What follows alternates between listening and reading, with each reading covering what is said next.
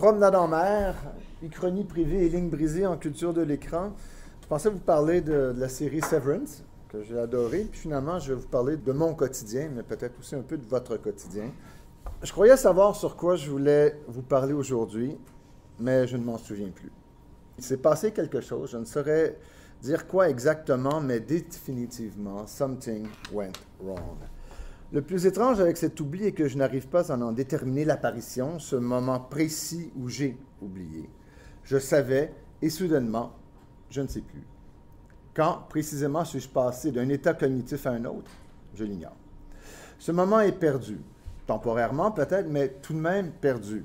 Sur la ligne du temps de ma vie, une parenthèse s'est ouverte, qui se présente comme une boîte noire, évidemment, donc une boîte au contenu inconnu. Depuis combien de temps cette absence dure-t-elle?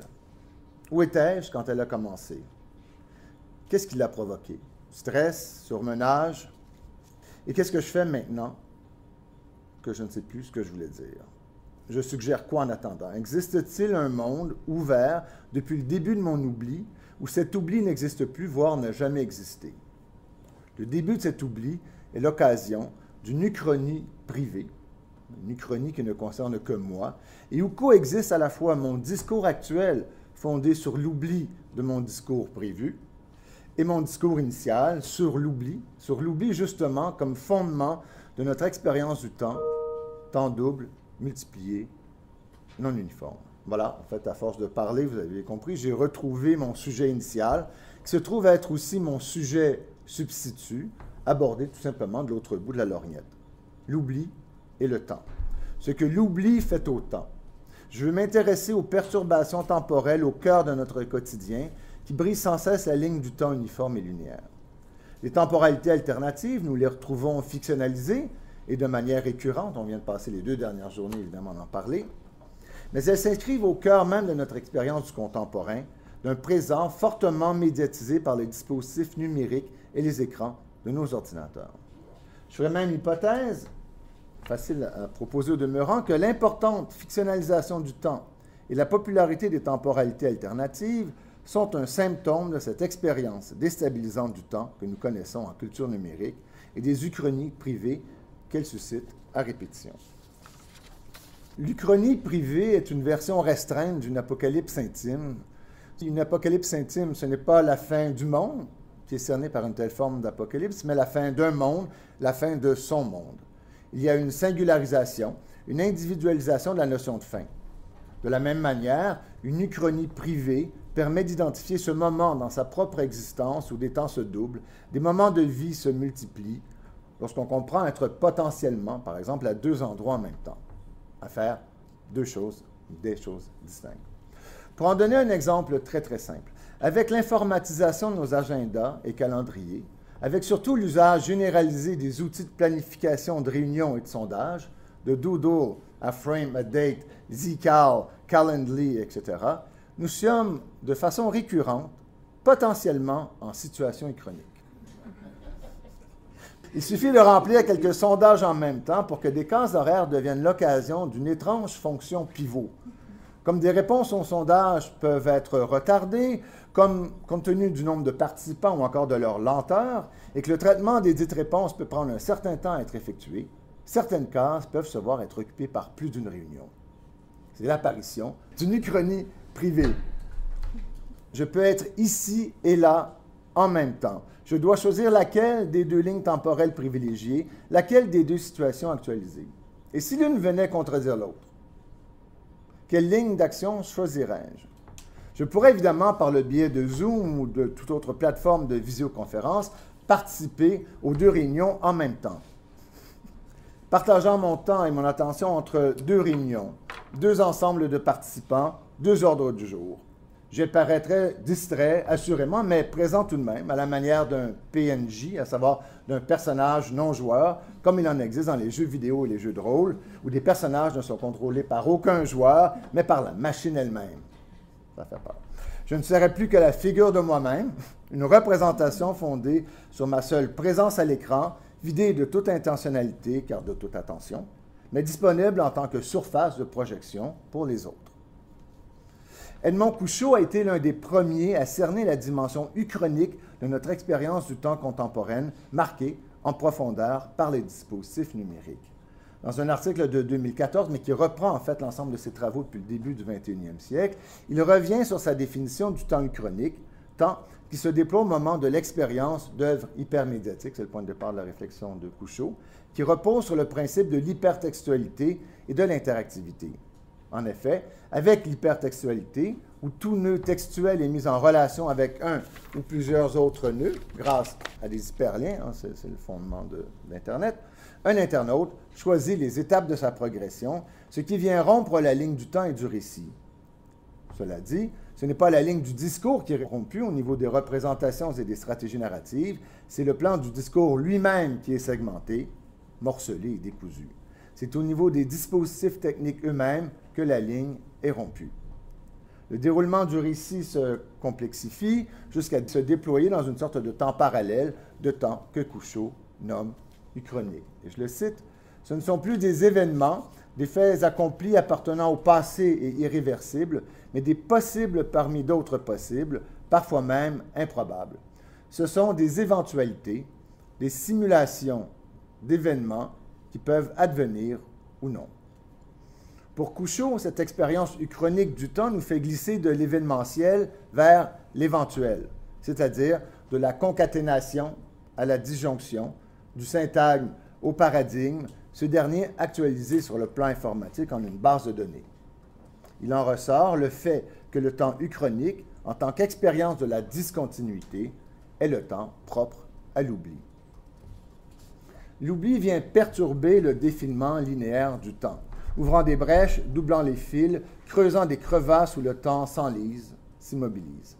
Si la mémoire est la capacité de structurer le temps, de le voir se déployer dans de multiples dimensions, de le suivre donc à la trace, l'oubli fait voler ce temps en éclats, il détache les éléments, rendant leur connaissance impossible. Ils ont, et je reprends Couchot, ils auront la continuité entre le présent, le passé et le futur. Fin de la citation.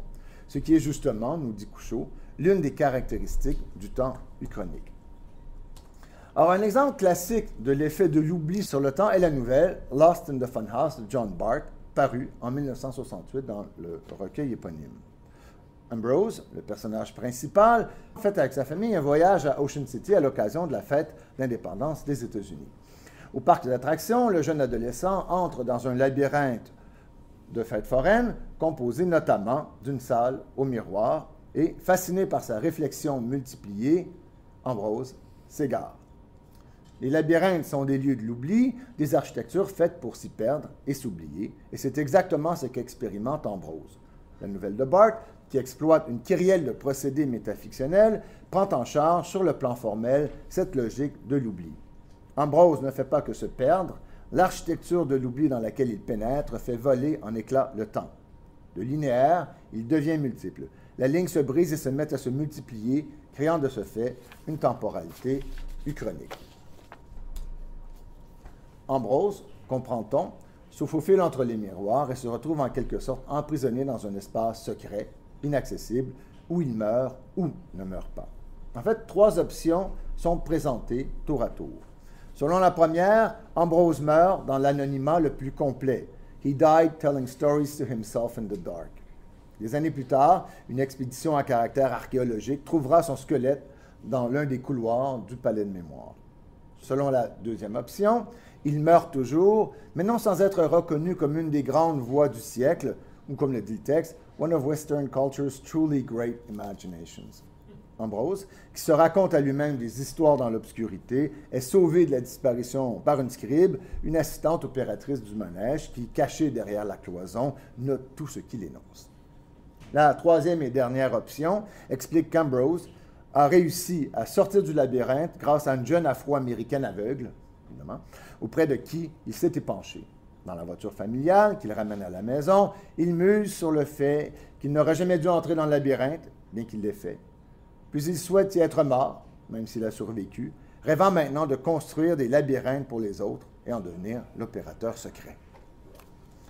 Soumis à la logique de l'oubli, déployé dans le labyrinthe, le récit s'est mis à bafouiller, à faire du surplace et à multiplier les possibilités uchroniques.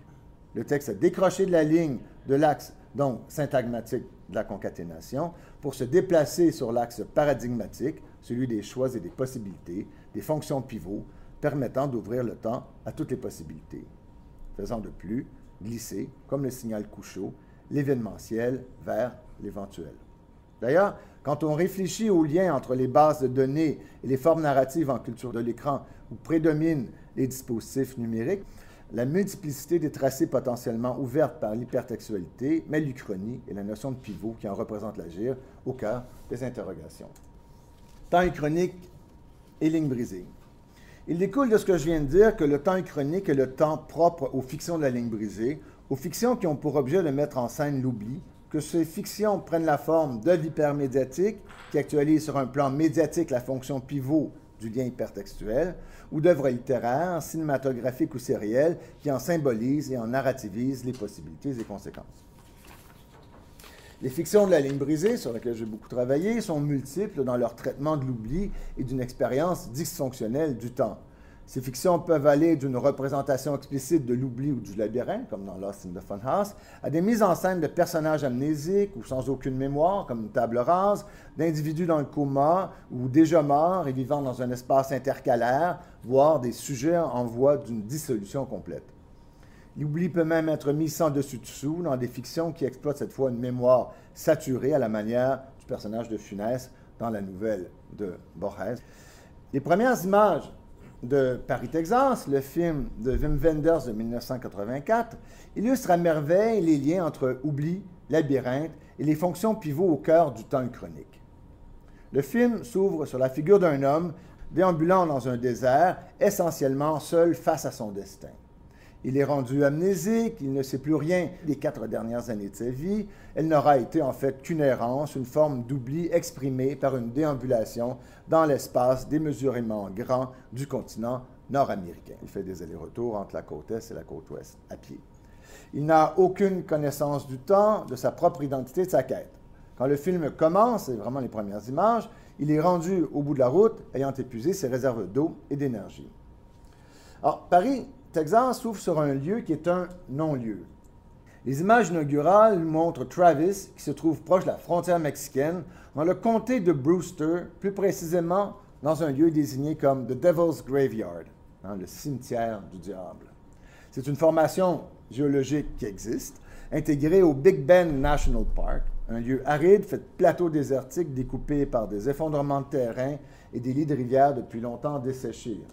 Le cimetière du diable. Autant dire que Travis a déjà un pied dans la tombe, qu'il est déjà dans l'oubli, dans le royaume d'Hadès. C'est dire aussi que la fin de son périple lui permet de revenir à la vie, de sortir de son royaume afin de réintégrer le monde des vivants. Sa dernière cruche d'eau vidée, Travis s'approche d'une tienda, il y entre et cherche dans le réfrigérateur de quoi boire, puis il tombe évanoui. Sur un écriteau à gauche du réfrigérateur, on peut lire « The dust has come to stay. You may stay or pass on through or whatever. » Au bout de la route, au bout du trajet, au cœur d'un oubli en acte fait d'une déambulation à la grandeur d'un continent, on retrouve donc une disjonction, une fonction pivot qui inscrit une temporalité uchronique. Vous pouvez rester ou passer votre chemin où ce que vous voulez. La poussière est là pour rester, nous dit Paris, Texas, l'entropie, l'opacité, une expérience déstabilisante du temps. La fonction pivot du temps uchronique est surdéterminée, en fait, au début du film de Wenders, parce que ça en est une instance, il y en a 2 instances, je vais maintenant vous décrire la deuxième. Travis, donc inanimé, est transporté dans une clinique, la Terlingua Medical Clinic. Fait surprenant, le village de Terlingua est connu au Texas pour son village fantôme, village peuplé évidemment d'êtres pour qui le temps n'existe plus, puisqu'ils n'ont plus d'avenir et que leur seul présent est d'habiter, d'hanter le passé des autres. Or, il apparaît que la plupart des sources affirment que le nom Terlingua est une corruption de l'espagnol, tres lenguas, qui signifie 3 langues, soit pour les 3 fourches du ruisseau, soit pour les 3 langues parlées par les Indiens du coin, à savoir les Indiens Apache, Comanche et Shawnee, qui vivaient le long du ruisseau. Quoi qu'il en soit de l'origine exacte du mot, nous sommes dans un monde de possibilités, 3 langues, 3 embranchements dans la rivière, c'est-à-dire autant de choix à faire dans un labyrinthe Évidemment, il faut constamment choisir son chemin. Et Terlingua semble nous dire que Travis se trouve à l'embouchure d'une telle situation. Il devra bientôt choisir, quitter l'utopie d'une temporalité uchronique pour retrouver le monde linéaire des vivants. On retrouve la même situation qu'avec Lost in the Funhouse. Quand le récit s'immobilise, dans ce cas-ci, quand le protagoniste vient à bout de ses ressources, quand la ligne de sa déambulation s'arrête, le temps s'immobilise et l'Uchronie apparaît sous la forme minimale d'une fonction pivot. Temps uchronique et culture de l'écran. Le temps uchronique, si l'on continue de suivre Edmond Couchot, est le temps propre de la culture de l'écran, l'expression même du présentisme et de ses effets, notamment la prolifération des temporalités alternatives. Le temps uchronique, affirme-t-il, privilégie l'instant présent au détriment du passé et du futur. Dans de nombreux cas, la temporalité de l'internaute est rabattue d'une manière quasi obsessionnelle sur le moment actuel, le maintenant, et sur l'ici, c'est-à-dire l'écran.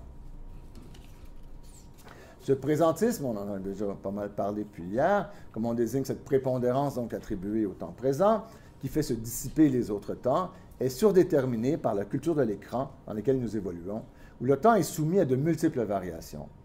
Le temps uchronique, la possibilité qu'à chaque instant nous puissions bifurquer dans une autre direction, expérimentant cette possibilité comme une modalité de notre être au monde, et non un simple jeu, s'actualise chaque fois que nous ouvrons notre furteur et entamons une recherche sur le moteur de Google. Une requête trouve la voie, en une fraction de seconde, à une myriade de résultats qui nous forcent à choisir, à nous engager, ne serait-ce que minimalement. On est confronté à une multitude de fonctions pivots. Le caractère quasi instantané de l'apparition de résultats et leur nombre faramineux, à toutes les fois qu'on fait une recherche, dans ce cas-ci, par exemple, pour le terme temporalité, 4,5 millions de résultats en 30 centièmes de seconde, nous confronte à une subtile distorsion temporelle, du moins à la confrontation de deux temps, le temps machine et le temps humain. Ainsi, par exemple, il m'a fallu plus de temps pour lire à voix haute la mention environ 4 510 000 résultats en 0,30 de seconde qu'il en a pris à l'ordinateur pour obtenir les 10 résultats. L'écart est à la limite de l'inimaginable, pourtant nous devons constamment l'enjamber et faire fi de la disproportion des valeurs impliquées. La question n'est pas de savoir comment un tel prodige est possible, nous le savons très bien, on comprend maintenant quand même assez bien comment fonctionnent ces machines, mais plutôt quelle logique temporelle s'oppose dans cette mention. En effet, ce ne sont pas tant des temps humains et machines qui s'opposent que des raisons et des états de culture, à savoir la raison graphique d'une part, apparue avec l'écriture et ses techniques, et la raison numérique d'autre part, qui elle-même est fondée sur le calcul et les dispositifs informatiques. Et ça commence avec Bruno Bachumon, qui en parle en fait non pas comme d'une raison numérique, mais d'une raison computationnelle. Le temps machine n'est pas un temps dont nous pouvons faire l'expérience sur la base de nos conceptions du temps héritées de la raison graphique. En effet, le temps numérique ne devient compréhensible qu'à partir du moment où il est expérimenté en fonction d'une raison numérique et non d'une raison graphique, pour laquelle il se présente comme une figure improbable et non comme une manière de représenter un agir, même un agir numérique. Or, ce temps numérique est expérimenté comme un temps uchronique, un temps de la disjonction et de la multiplication des possibles. L'écriture et les fictions qu'elles contribuent à imaginer ont permis d'approfondir notre compréhension du temps, en cherchant notamment à se défaire de la ligne du temps pour explorer ses jeux et variations. Le calcul et les labyrinthes mathématiques que l'informatique permet d'expérimenter font voler en éclats les principes en fonction desquels ces jeux et variations étaient possibles. Pour le dire en termes simples, c'est une chose de chercher à s'affranchir de la ligne du temps, c'en est une autre d'en être d'ores et déjà libéré.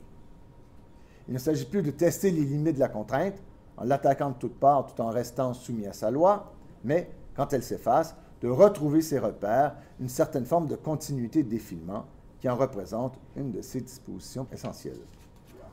Alors, mon troisième exemple, Network Effect, sur lequel je vais m'arrêter rapidement maintenant, l'œuvre hypermédiatique de Jonathan Harris et de Greg Hochmuth de 2015, exploite la tension entre temps humain et temps numérique au cœur du présentisme et de la culture de l'écran.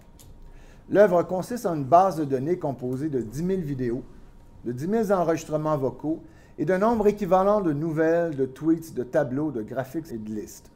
Ces données permettent d'établir un répertoire de 100 comportements humains, dont on retrouve les éléments sur un bandeau en haut de page de l'œuvre. Un seul terme est visible à la fois cependant, push, laugh. Les autres étant fondus dans une masse indifférenciée de lettres amalgamées les unes aux autres. Le network effect, ou effet de réseau, est un phénomène par lequel un nombre accru de personnes ou de participants améliore la valeur d'un bien ou d'un service.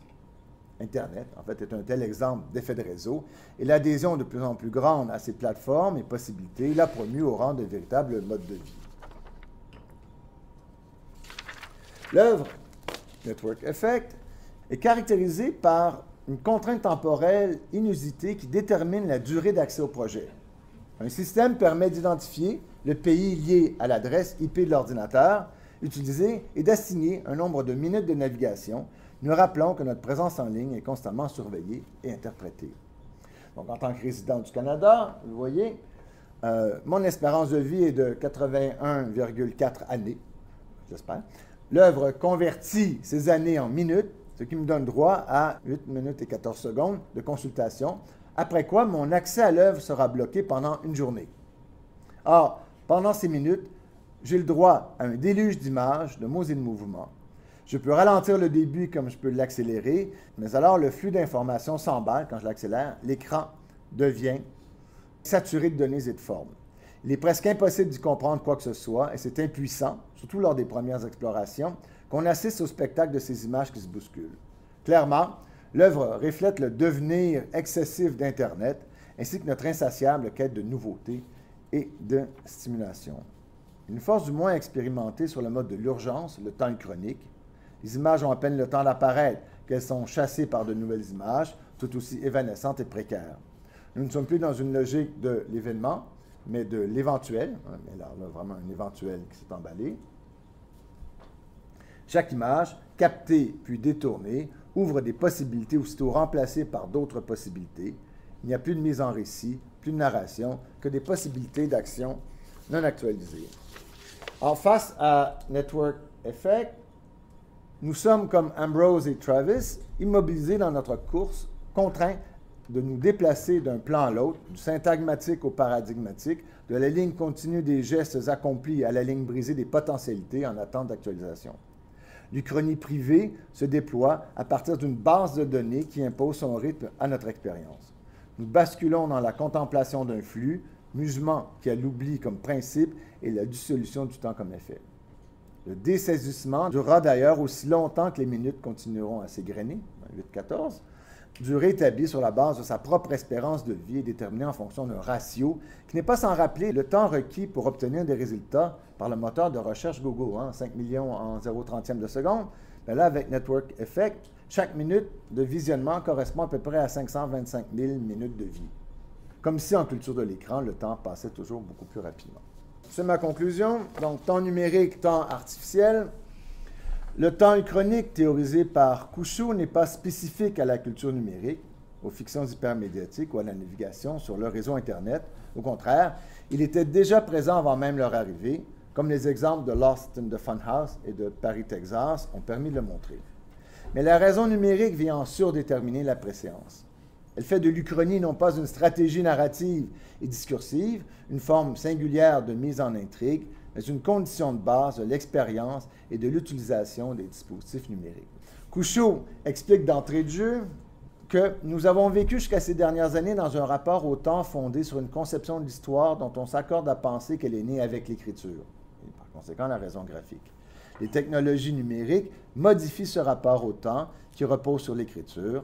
La première différence résidant dans le fait de donner, là je cite à nouveau Couchot, la possibilité à l'utilisateur de vivre des événements virtuels indéfiniment réitérables. La seconde, dans l'apparition d'une expérience de la temporalité autre, alternative, voire artificielle. Alors, il faut donner à l'adjectif artificiel la valeur qu'il a acquise depuis qu'on voit apparaître des applications d'intelligence artificielle, c'est-à-dire ce qui est fait à l'aide d'un système informatique et de façon autonome.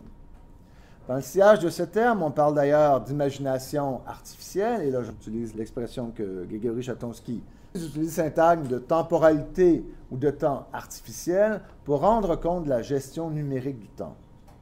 Avec les 0,30 secondes requises pour obtenir les 4 510 000 résultats, Ceci est un exemple très clair de cette temporalité artificielle. Ce ne sont pas des secondes que nous pouvons connaître en fonction de notre conception fortement sémiotisée du temps. Ce sont des fractions de secondes qui représentent l'aboutissement de l'ensemble des opérations de traitement des données préalablement faites par les systèmes informatiques interrogés et affichés comme signe de leur efficacité. C'est juste ça que ça dit.